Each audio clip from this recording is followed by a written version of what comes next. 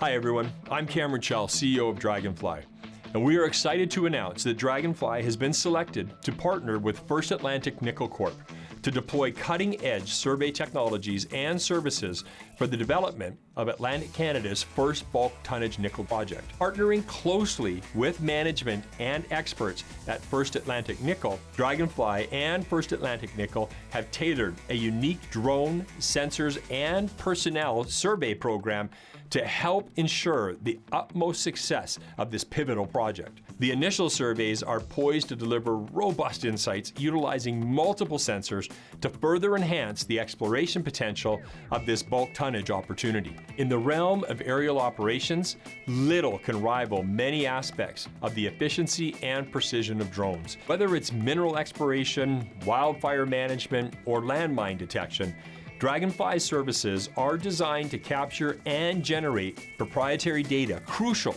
to our clients' overarching data and AI strategies. Powered by AI, vast and unique data captured by drones is set to help redefine the landscape of mining exploration. And Draganfly is steadfast in our commitment to leading this charge.